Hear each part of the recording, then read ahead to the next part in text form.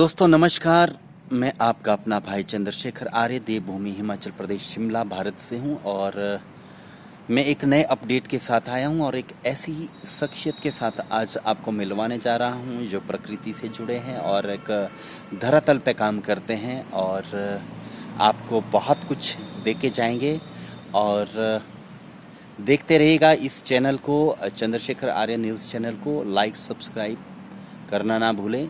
आपको हमेशा एक सच्ची घटना और सच्चे अपडेट के साथ हमेशा ये चैनल आपके साथ बना हुआ है। तो आइए लेके चलता हूँ उस शख्सियत के साथ।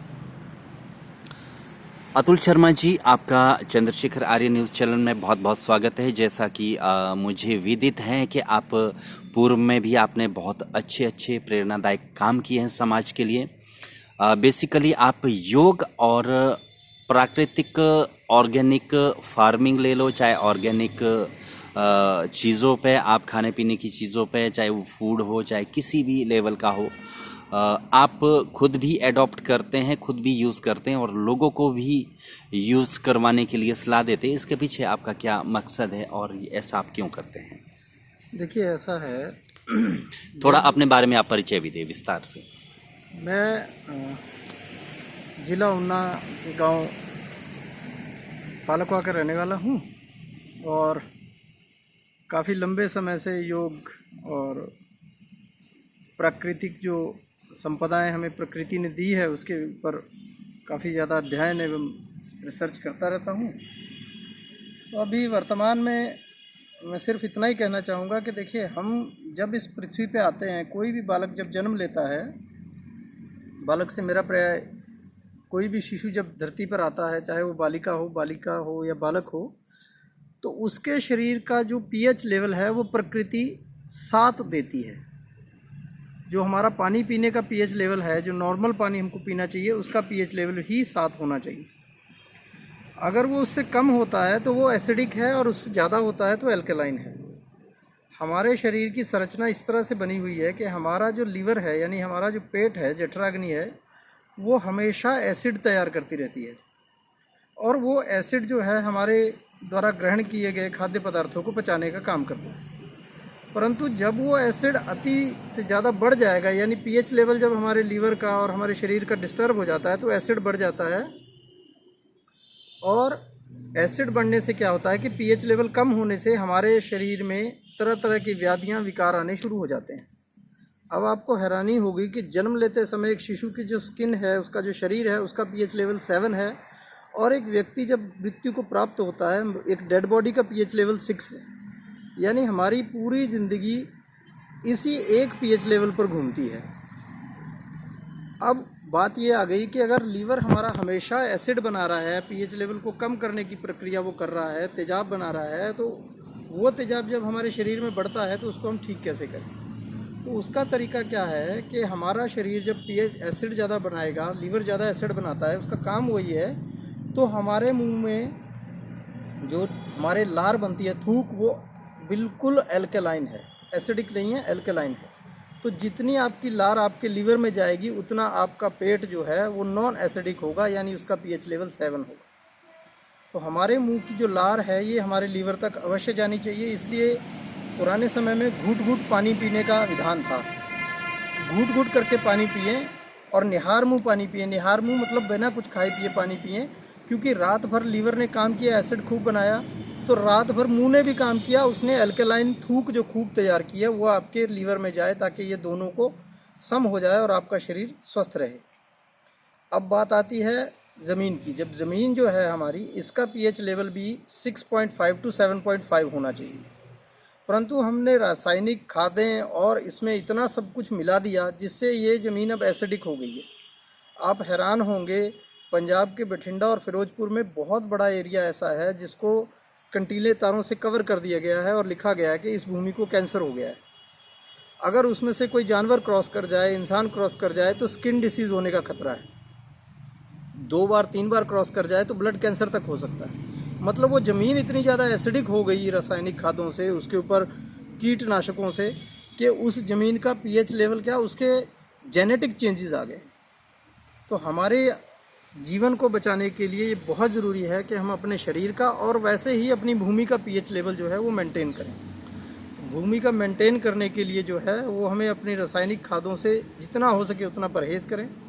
तो उत्तराखंड में भी आप रहे हैं और कहाँ पे आपने शोध किया है और जो आप मैं मेडिटेशन उत्तराखंड और 8 साल रहा हूँ और सबसे मेरा अच्छा भाग्य ये था कि जहाँ मैं रहता था वो उधम सिंह नगर ज़िला है और उसी ज़िले में मेरे जहाँ निवास था वहाँ से 11 किलोमीटर दूर पंतनगर एग्रीकल्चर यूनिवर्सिटी है, जो कि एशिया की सबसे बड़ी यूनिवर्सिटी है, एग्रीकल्चर यूनिवर्सिटी, जहाँ पे हर किस्म के पेड़ पौधे और हर किस्म के हर दिन कोई ना कोई वो रिसर्चेज वहाँ होते थे।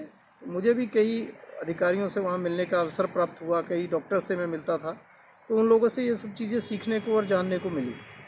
तो युवाओं और देश और प्रदेश के लिए आपका क्या संदेश रहेगा अंत में? युवाओं के लिए तो देखिए, अभी मैं तो इतना ही कहूँगा कि आज के समय में भारत सरकार बहुत बढ़िया काम कर रही है। जो नई एजुकेशन पॉलिसी आई है स्किल डेवलपमेंट को लेकर के, उसमें बहुत अच्छे स्कोप्स हैं। तो युवाओं को तो अपनी पढ़ाई के साथ साथ इस क्षेत्र में भी आगे बढ़ना चाहिए। और दूसरी बात रह गई कि आज बहुत सारे युवा जो हैं, पहले जो खेती से मुंह मोड़ रहे थे, अब दोबारा खेती में आ रहे हैं। और खेती जो है घाटे का सौदा ना होकर के प्रॉफिट का सौदा है, अगर उसे समझदारी से और तरीके से किया जाए। तो मेरा तो यही मानना है कि जितना ज़्यादा हो सके अपना ऑर्गेनिक फार्मिंग पे जोर दिया जाए। और उसकी मार्केट में प्राइस बहुत अच्छी मिलती है, क्वालिटीज़ बहुत अच्छी हैं, शरीर को वो सुदृढ़ बनाती है। बल्कि मैं तो देवभूमि हिमाचल का रहने वाला हूँ, यहाँ ऑर्गेनिक भी छोड़िए, यहाँ तो नेचुरल फार्मिंग है, कभी कुछ डालना ही नहीं पड़ता। हमारे पास तो फॉरेस्ट एरिया बहुत बढ़िया है और फॉरेस्ट के साथ जितना ज़मीन है या जो फॉरेस्ट से हमको मिलता है वो सीधा सीधा नेचुरल फार्मिंग है, उसमें ऑर्गेनिक भी नहीं है और उसमें रासायनिक तो है ही नहीं। और दूसरा जो वेजिटेबल्स हैं, जैसे पेड़ की वेजिटेबल है, हमारे क्षेत्र में एक लसूड़ा होता है, आम होते हैं कच्चे, तो ये जो पेड़ की वेजिटेबल्स है इनको हर स्थिति में कंज्यूम करें, क्योंकि ये प्योर ऑर्गेनिक ही होती हैं, इसमें रासायनिक खादें बहुत इस्तेमाल नहीं होती। अब हिमाचल जो है, अगर मैं बात करूं अभी सीजनली, तो सीज़न में अभी हिमाचल प्रदेश में एप्पल फार्मिंग चल रही है और 5,000 करोड़ से ज़्यादा का रेवेन्यू हमारा जो है एप्पल फार्मिंग से आता है। अगर मैं बात कंपेयर करूं वाशिंगटन के एप्पल फार्मिंग से और यहाँ का, तो उसमें क्या प्रतिस्पर्धा रहती है, क्या कंपटीशन रहता है? क्यों मार्केट में हम जो है बाहरी जितनी भी वनस्पतियाँ है, सेब है, चाहे वॉटेवर है, हम उनको compete क्यों नहीं कर पाते या उनके साथ हम रेस में क्यों नहीं हो पा रहे? देखिए, उसका सबसे बड़ा कारण यही है कि वहाँ पर आप जो खेत में उर्वरक इस्तेमाल करते हैं उनकी एक मात्रा सरकार तय करती है। और दूसरा, वहाँ पे बड़ी फार्मिंग है। बड़ी फार्मिंग मतलब 10,000, 50,000, 1 लाख पेड़ एक ही फार्मर के हैं और उनको बाकायदा वहाँ पे हॉर्टिकल्चर डिपार्टमेंट डॉक्टर अप्रूव करता है, जो समय समय पे वहाँ पे मिट्टी की गुणवत्ता की जांच करवाते रहते हैं। जो वहाँ पे उनको डेफिशिएंसी जिस चीज़ की होगी वही डलेगी। यहाँ पे हम उस लेवल पर नहीं पहुँच पा रहे हैं। परंतु मैं ये ज़रूर कहूँगा कि हिमाचल तो पूरे देश के लिए एक प्रेरणा स्रोत है। वजह क्या है कि हिमाचल आज फ्रूट बास्केट बन गया है।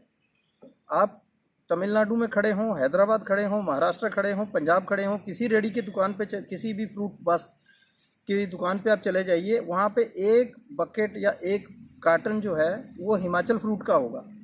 पलम है, खुमानी है, आड़ू है, सेब है, बादाम है, लीची है, बब्बू गोशा है, कुछ भी है, पर एक कार्टन जो है वो हमारा फ्रूट का वहाँ रहेगा। तो हिमाचल ने अपने आप को बहुत बढ़िया डेवलप किया है एक फ्रूट बास्केट की तरह।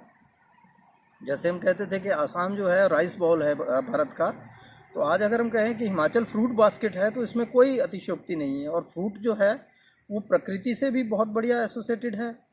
उसमें बहुत ज़्यादा अभी हम लोग जो है पेस्टिसाइड वगैरह थोड़ा इस्तेमाल बढ़ गया है, पर धीरे धीरे वो कम हो रहा है। लोग मान रहे हैं कि रूट ब्रोर और ये सब समस्याएं सेब में आ रही हैं इन सब पेस्टिसाइड्स के लिए। धीरे धीरे ऑर्गेनिक फार्मिंग में आएंगे। पर ये ज़रूर है कि आज की स्थिति ये है कि हिमाचल जो है वो पूरे देश के लिए प्रेरणा का स्रोत है। हिमाचल का कृषक सबसे ज़्यादा समृद्ध और वेल्थफुल है, शारीरिक रूप से भी और इकोनॉमिकली भी। तो बहुत बहुत धन्यवाद अतुल शर्मा जी, आपने इस चैनल के माध्यम से अपनी बात को रखा और इस चैनल के लिए आपने समय दिया, और आगे आने वाले वक्त में भी हम आपसे रूबरू होते रहेंगे। बहुत बहुत धन्यवाद।